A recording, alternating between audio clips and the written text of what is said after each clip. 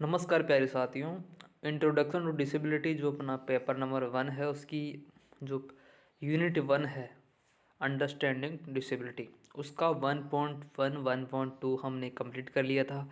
और आज हम बात करेंगे 1.3 और 1.4 और 1.5 के बारे में। तो चलिए अब 1.3 स्टार्ट करते हैं कि definition and categories of disability as per national law.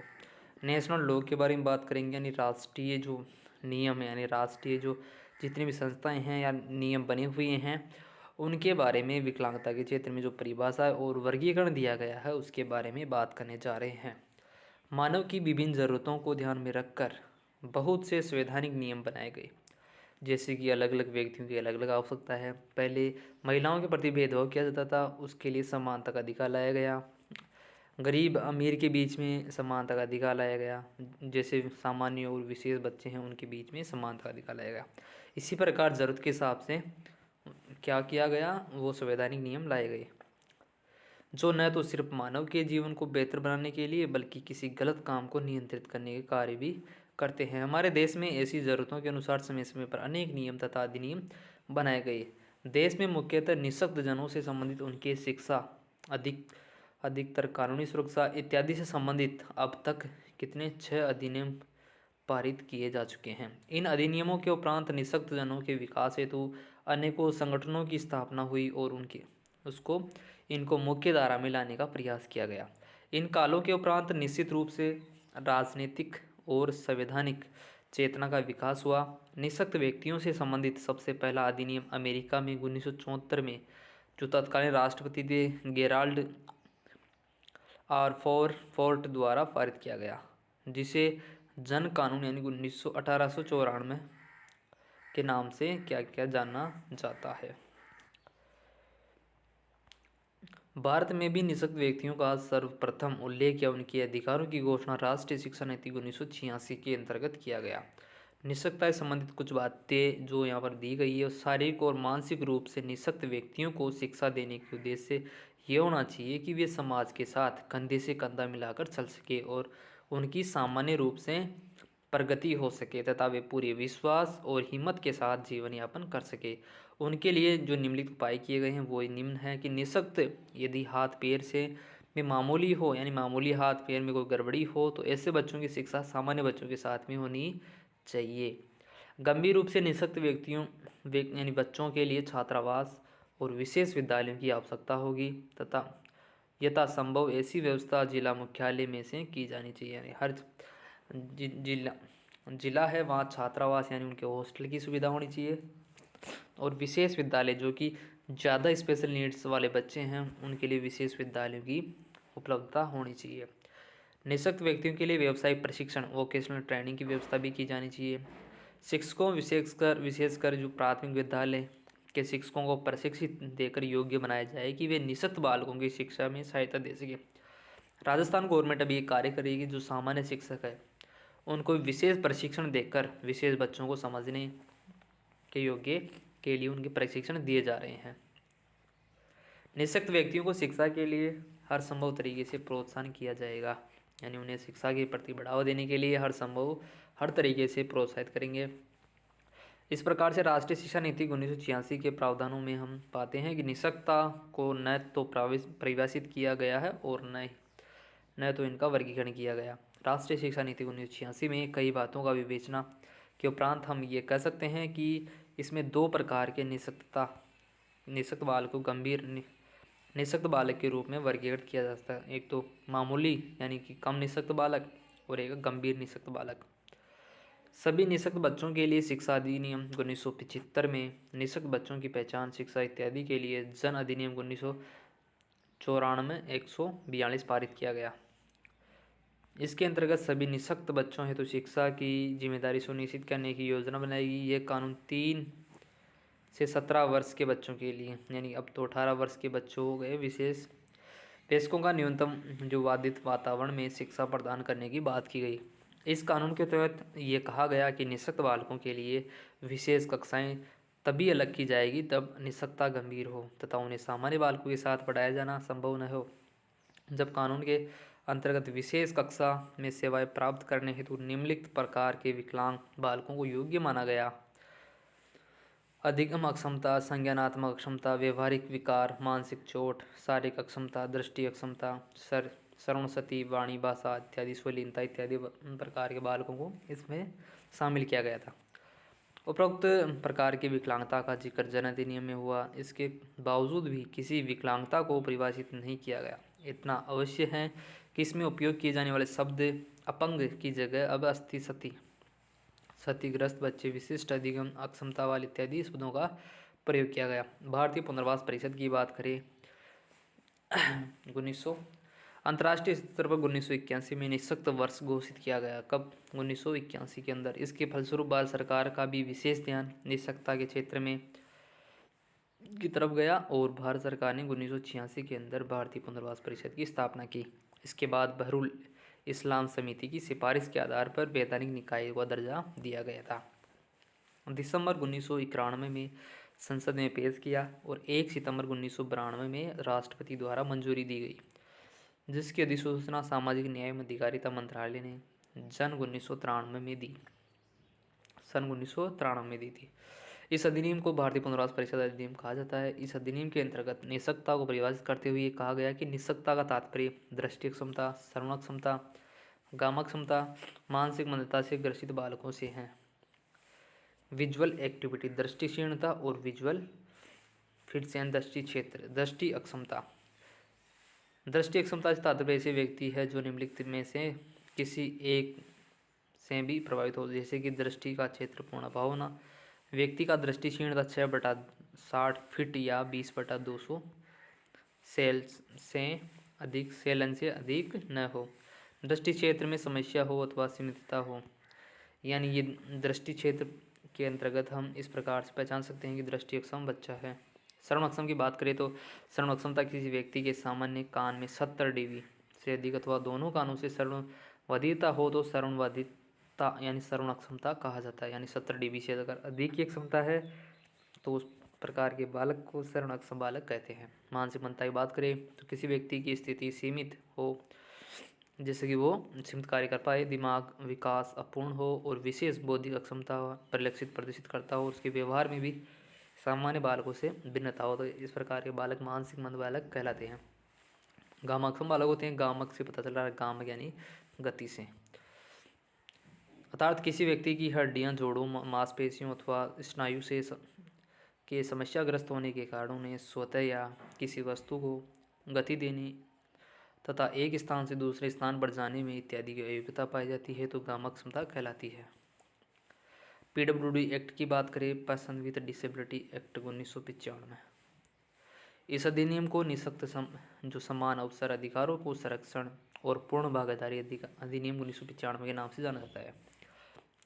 इस अधिनियम को 14 भागों में बांटा गया है। ये जो क्वेश्चन है वो DSSC में आया था कि जो PWD एक्ट है उसको कितने भागों में बांटा गया है, जिसके अंतर्गत विकलांगों से संबंधित शिक्षा, रोजगार, व्यावसायिक प्रशिक्षण, आरक्षण, अनुसंधान, पुनर्वास इत्यादि के बारे में चर्चा की गई है। PWD के अंतर्गत 7 प्रकार की जो विकलांगताओं को इसके अंदर वर्णित या वर्णित किया गया है, यानी 7 प्रकार की विकलांगताओं को इसके अंतर्गत शामिल किया है। जबकि जो RPWD एक्ट है वो 2016 के अंदर आया था, उसके अंदर 21 प्रकार डिसेबिलिटी को शामिल किया गया है। याद करना, PWD एक्ट 1995 के अंदर 7 डिसेबिलिटी और RPWD एक्ट के अंदर 21 डिसेबिलिटी 2016 के अंदर।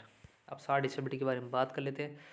दृष्टिहीनता उस अवस्था को निर्दिष्ट करती है जिसमें कोई व्यक्ति निम्नलिखित अवस्था में से किसी एक से परिचित हो। दृष्टि का पूर्ण अभाव यानी बिल्कुल या तो दिखाई नहीं दे रहा या कुछ लेंस लगा रहे हैं हम आँखों में, उसके साथ में नेत्र का दृष्टि क्षीणता 6/60 से 20/200 स्नेल से अधिक न हो और दृष्टि क्षेत्र 20 डिग्री या इससे भी कम हो। सामान्य व्यक्ति 180 डिग्री तक देख सकता है, जबकि जो दृष्टिहीन है वो 20 डिग्री या उससे भी कम में दिखाई देता हो। इस प्रकार के जो व्यक्ति होते हैं वो दृष्टिहीनता के अंतर्गत आते हैं। अब बात करते हैं अल्प दृष्टिहीनता।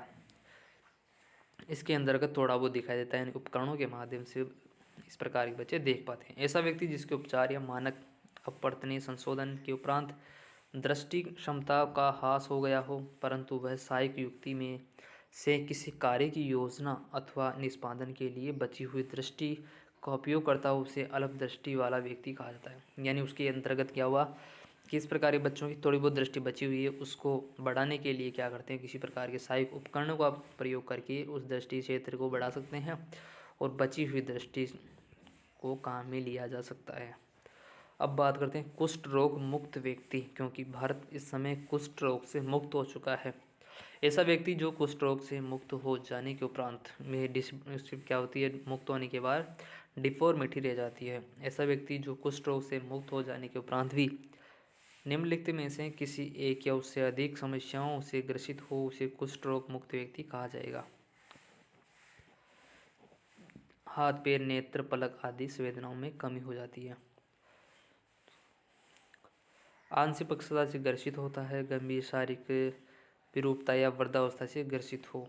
मानसिक मंदता की बात करें तो ऐसा व्यक्ति जिसका मस्तिष्क अवरुद्ध हो या पूर्ण विकास की अवस्था में हो, विशेष रूप से बुद्धि का सामान्य परिलक्षित करता है कि उसे मानसिक मंद कहा जाएगा। श्रवणबाधित की बात करें तो ऐसा व्यक्ति जो संवाद यानी बातचीत है उसे संबंधित क्रियाकलापों में असुविधा महसूस करता है तथा उसके सामान्य श्रवण में 60 dB या इससे अधिक की हानि हो चुकी है तो श्रवण क्षतिग्रस्त बालक कहा जाता है। 60 dB याद करना, श्रवण से 60 dB और दृष्टिबाधित से 20/200 या 6/60। गामाक्षम की बात हमने पहले कर ली थी कि उसके चलने फिरने यानी उसकी हड्डियां, जोड़ों अथवा मांसपेशियों में ऐसी समस्याएं हो जिससे गति और सारी क्रियाकलाप प्रभावित हो तो गामाक्षम बालक कहलाता है। मानसिक रुग्णता होती है, एक तो मानसिक मंदता, मानसिक रुग्णता। तो मानसिक रुग्णता होती है मानसिक बीमारी। ऐसा व्यक्ति जो मानसिक बीमारी से ग्रस्त हो मानसिक रुग्णता कहा जाएगा। ये मानसिक मंदता से भिन्न होती है। मानसिक मंदता परमानेंट होती है जबकि मानसिक रुग्णता ठीक किया जा सकता है। राष्ट्रीय न्यास अधिनियम एंटी एक्ट के बारे में बात करेंगे तो एंटी एक्ट 1999 राष्ट्रीय ट्रस्ट है। इसके अंतर्गत 4 प्रकार डिसेबिलिटी को इसके अंदर शामिल किया गया है, उसके बारे में अब बात करेंगे। इस अधिनियम का मुख्य उद्देश्य विकलांगजनों के पारिवारिक लोगों को सुरक्षा प्रदान करना है। यानी इसमें क्या है कि एंटी एक्ट के अंतर्गत अगर किसी जो पेरेंट्स है उसके बच्चे अगर दिव्यांग बच्चे हैं तो उनकी चिंता रहती है कि हमारे बाद में इन बच्चों की देखभाल कौन करेगा, तो उसकी जिम्मेदारी एंटी एक्ट की होती है। सुरक्षा प्रदान करता है, कानून सहायता प्रदान करता है, कानूनी संरक्षण देना इत्यादि कार्य इसके हैं। राष्ट्रीय न्यास अधिनियम को सामाजिक न्याय और अधिकारिता मंत्रालय द्वारा पारित किया गया। इस पर राष्ट्रपति ने 30 दिसंबर 1999 में हस्ताक्षर किए और इसे राष्ट्रीय मानसिक मंदता, एक तो मानसिक मंदता, परमस्तिष्कीय पक्षाघात, स्वलीनता यानी स्वप्रायणता और बहुविकलांगता यानी मल्टीपल डिसेबिलिटी, ये 4 प्रकार की जो विकलांगता उसको अंतर्गत शामिल किया गया है। व्यक्ति कल्याण अधिनियम 1999 में भी कहा जाता है। इस अधिनियम में 4 प्रकार की विकलांगताओं को शामिल किया गया है। इन्हें निम्नलिखित प्रकार से परिभाषित कर सकते हैं। पहली आती है स्वलीनता, ऑटिज्म। स्वलीनता एक ऐसी अवस्था है जिसमें असामान्य कौशल विकास के साथ सामाजिक योग्यताएं भी प्रभावित होती है तथा उन्हें पुनर्वृत्ति और भावनाओं के विरुद्ध व्यवहार प्रदर्शित करते हुए देखा जाता है। ऐसे व्यक्ति को स्वलीनता ग्रस्त व्यक्ति कहा जाता है। अब बात करते हैं मस्तिष्क पक्षाघात की, जिसके बारे में फुल वीडियो आपको यूट्यूब चैनल पर मिल जाएगा। किसी व्यक्ति की ऐसी अप्रगतिशील अवस्था समूह जिसमें प्रसव पूर्व, प्रसवकालीन और विकास की अवस्थाओं में मस्तिष्क के चोट के कारण या अन्य कारण से सामान्य गामक नियंत्रण या स्थिति प्रदर्शित होती है। यानी मांसपेशियों में क्या आ जाता है, कड़ापन आ जाता है या मांसपेशी संतुलन नहीं हो पाता तो उसको मस्तिष्क पक्षाघात कहते हैं, मस्तिष्कीय असंतुलन के कारण। मानसिक मंदता, इसके बारे में हमने पहले बात कर ली। आगे बात करते हैं बहुविकलांगता। एक विकलांगता के साथ दूसरी विकलांगताएं, कई विकलांगताएं एक साथ होती है किसी व्यक्ति के अंदर। जब दो से अधिक विकलांगताएं पाई जाती है तो उसे अधिनियम के अनुसार बहुविकलांगता कहा जाता है। यहाँ बात करें RPWD एक्ट 2016 की तो इसके अंदर 21 डिसेबिलिटीज़ शामिल की गई है। Right to person with disability act 2016, तो इसके अंतर्गत संयुक्त राष्ट्र महासभा ने 13 दिसंबर 2016 को दिव्यांग पर उसने अधिनियम का अंगीकृत किया और जिस पर 1 अक्टूबर 2007 में भारत में अपना समर्थन दिया और एक लंबे समय के बाद भारत में अधिनियम 27 दिसंबर 2016 को संसद में पारित हुआ। इस अधिनियम की विकलांगता को 5 वर्गों में बांटा गया। इसके अंतर्गत 21 विकलांगताएँ शामिल है। उसके अंदर 5 वर्ग थे, उसके अंदर सारी विकलांगता के अंदर 4 आती विकलांगताएँ आती है, बौद्धिक विकलांगता के अंदर 2 आती है और मानसिक व्यवहार, चिरकालिक तंत्रीय दशाएं, बहुविकलांगता, सारी जो दिव्यांगता है उसके अंदर गति विषयक दिव्यांगता, दृष्टिगत हाथ संबंधी विकलांगता, श्रवण हाथ संबंधी विकलांगता, वाक और बाह्य संबंधी विकलांगता। गति विशेष संबंधी विकलांगता की बात करें तो किसी व्यक्ति की असमर्थता यदि स्वयं या किसी वस्तु की गतिशीलता से संबंधित हो तो जो मांसपेशियां और तंत्रिका या हड्डी का विकार के कारण हो उसे गति विषयक दिव्यांगता में शामिल किया जाता है। जो अब गति विषयक दिव्यांगता के कारण कुष्ठ रोग, अगर किसी व्यक्ति के हाथ या पैर में कुष्ठ रोग रहता हो तो गतिविधि दिव्यांगता के अंतर्गत आता है। कुष्ठ रोग मुक्त व्यक्ति से अभिप्राय ऐसे व्यक्ति से है जो कि कुष्ठ रोग से मुक्त तो हो गया परंतु निम्नलिखित में से किसी से ग्रसित हो, हाथ पैर में सुग्राहीकरण की कमी हो, उसके साथ आंख पलक में भी सुग्राह्यता की कमी हो, हाथ या पैर में पर्याप्त अभिरूपता जिससे उसके व्यावसायिक क्रियाकलाप गतिशीलता इत्यादि कुछ हद तक प्रभावित हो, शारीरिक विरूपता के साथ वृद्धावस्था परिलक्षित होना। पर मस्तिष्कीय पक्षाघात की बात करें तो पर मस्तिष्कीय पक्षाघात से कोई गैर प्रभावी तंत्रिका संबंधी समूह अभिप्रेत है जो शरीर के संचालन और मांसपेशियों के समन्वय को प्रभावित करता है, जो मस्तिष्क के किसी क्षेत्र में क्षति के कारण उत्पन्न होता है या जन्म से पूर्व, जन्म के दौरान और जन्म के बाद भी हो सकता है। बौनापन क्या होता है? बौनापन से चिकित्सीय आनुवांशिक दशा विपरीत होती है जिसके परिणाम स्वरूप किसी वयस्क व्यक्ति की लंबाई 4 फीट 10 इंच यानी 147 cm से कम होती है। ये क्वेश्चन DSS में आया था कि जो बौनापन होता है उसकी लंबाई कितनी होती है, तो 4 फीट 10 इंच से कम। पेशीय दुष्पोषण क्या होता है? पेशीय दुष्पोषण से वंशगत और आनुवांशिक पेशी रोगों का समूह प्रेरित होता है जो मानव शरीर को संचालित करने वाली पेशियों को कमजोर कर देती है। उसकी विशेषता परगामी कंकाल पेशी की कमजोरी, पेशी प्रोटीनों में कमी, पेशी कोशिकाओं में उत्तक या मृत्यु के कारण हो सकती है। तेजाब आक्रामक तेजाब जो आक्रामक से पीड़ित व्यक्ति उसको भी 21 डिसेबिलिटी में शामिल किया गया। ऐसे व्यक्ति तेजाब या उससे संबंधित पदार्थ से फेंक कर किए गए हिंसक हमलों के कारण विपरीत होते हैं। दृष्टि हास या संबंधी यानी दृष्टिहीन अंधता। अंधता एक ऐसी दशा है जिसमें प्रेरित करता है कि जिसमें सुधार के उपरांत भी व्यक्ति या लेंसों के सुधार के उपरांत भी व्यक्ति में निम्नलिखित में से कोई एक प्रेरित पाई जाती है जिसके बारे में हमने पहले बात कर ली। 3/60 और 10/200 चैनल से कम हो। दृष्टि क्षेत्र कितना 10 डिग्री या उससे कम हो, पहले 20 डिग्री लिखा हुआ था। अल्प दृष्टि क्या होती है कि उसके अंदर उपकरणों के माध्यम से हम उसको देखने में सुविधा प्रदान कर सकते हैं। इसकी क्षमता 6/60 से अधिक न हो और 10 डिग्री से या कम या 40 डिग्री से कम न हो।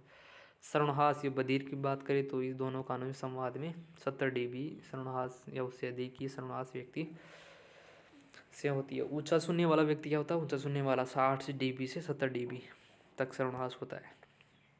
वाक और बात संबंधी क्या होता है? कोई बोलने में तुतलाता है, हकलाता है तो उसकी वजह से मनोवैज्ञानिक और तंत्रिका संबंधी जो कारणों से हो सकता है। इसके अंदर जेक्टोमी और अफेलिया जैसी स्थितियों के कारण इस प्रकार की घटना होती है। बौद्धिक दिव्यांगता क्या होती है? तो बौद्धिक दिव्यांगता ऐसी स्थिति होती है जैसे लर्निंग डिसेबिलिटी बहुत बात करते हैं तो व्यवहार दोनों महत्वपूर्ण कमी पाई जाती है उसके अनुकूलित व्यवहार में।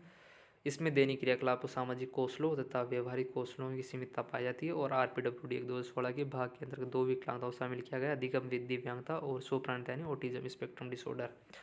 अधिगम दिव्यांगता की बात करें तो अधिगम दिव्यांगता से स्थितियों को एक ऐसा विजातीय समूह प्रेरित होता है जिसमें भाषा और बोलने, लिखने, समझने, अर्थ निकालने, गणितीय गणना करने की कमी पाई जाती है। इसके अंतर्गत डिसलेक्सिया, डिस्ग्राफिया, डिस्कैल्कुलिया, डिस्प्रेक्सिया, फ्रेक्सिया आदि के बारे में हम विस्तार से बात करेंगे। तो इस प्रकार की स्थिति पाई जाती है।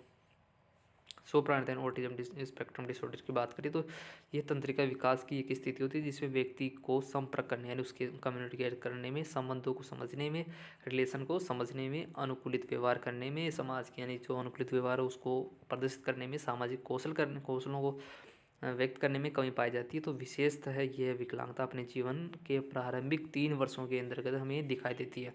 स्वप्राणता क्या होती है? अपने आप में खोया रहना, किसी से कोई मतलब नहीं है। मानसिक जो व्यवहार रुग्णता, मानसिक रुग्णता, मानसिक बीमारी तो चिंतन जो मान टेंशन हो रही है या किसी अवसाद में खो गया है तो स्मरण शक्ति में भूल गया है किसी बात को, तो इस प्रकार के विकार इसमें देखने को मिलते हैं। और चिरकालिक तंत्रिका दशाएं क्या होती है? इसके अंतर्गत निम्नलिखित विकलांगताएं पाई जाती है जैसे बहुस्क्लेरोसिस से प्रभाव तंत्रिका प्रणाली रोग प्रेरित होते हैं जिसमें मस्तिष्क की तंत्रिका कोशिकाओं के अक्ष तंतुओं के चारों ओर क्षतिग्रस्त हो जाते हैं जिससे मस्तिष्क की तंत्रिकाएं कोशिकाएं और रीढ़ की हड्डी के बीच में मस्तिष्क के बीच में ये होती है।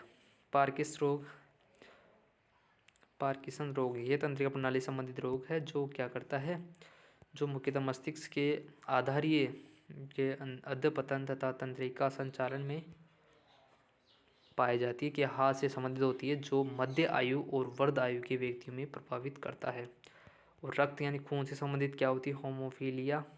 ये एक आनुवंशिक रोग है जो प्राय पुरुषों में ही प्रभावित करता है, परंतु ये महिलाओं द्वारा नर बालकों से संचारित होता है। इसमें रक्त का थक्का जमने की समस्या होती है, यानी विटामिन के की कमी इस प्रकार के व्यक्ति में पाई जाती है। स्वरूप छोटे छोटे घाव और रक्त के बहुत यानी रक्तस्राव बहुत अधिक होता है इस प्रकार पर। थैलेसेमिया क्या होता है? ये आनुवंशिक रोग समूह जिसमें रक्त में हीमोग्लोबिन की कमी पाई जाती है। सिकल कोशिका रोग ये हीमोलेटिक विकृति है जिसमें रक्त की कमी, टिश्यू और अंगों का नुकसान होता है। हीमोलेटिक लाल रक्त कोशिकाओं की झिल्ली को नुकसान पहुंचाता है जिसकी वजह से हीमोग्लोबिन की कमी पाई जाती है। अब बहुदिव्यांगता की बात करें तो इसके अंदर एक से अधिक दिव्यांगता जब एक व्यक्ति में पाई जाती है तो वो बहुदिव्यांगता कहा जाता है, एसोसिएटेड डिसेबिलिटी कहा जाता है। इसके अंदर बधिरता, अंधता, संप्रेक्षण, शिक्षा संबंधित किसी प्रकार की गंभीरता दशाएं सम्मिलित होती है। इस वर्ग के अंतर्गत भविष्य की उन सभी विकलांगताओं के शामिल किया जाएगा जो कभी कभी केंद्रीय सरकार द्वारा अधिसूचित की जाएगी। तो आई होप कि आपको 1.3 समझ में आ गया होगा। अगले वीडियो में बात करेंगे 1.4 1.5 के लिए। आज ही वीडियो बना दूंगा तो आप जाकर वो भी देख सकते हैं। आई होप कि आपको वीडियो पसंद आया होगा। वीडियो को लाइक करें और नए हो तो चैनल को सब्सक्राइब करें। विशेष शिक्षा से जुड़ी संपूर्ण जानकारी आपको इस चैनल पर उपलब्ध होती रहेगी। धन्यवाद।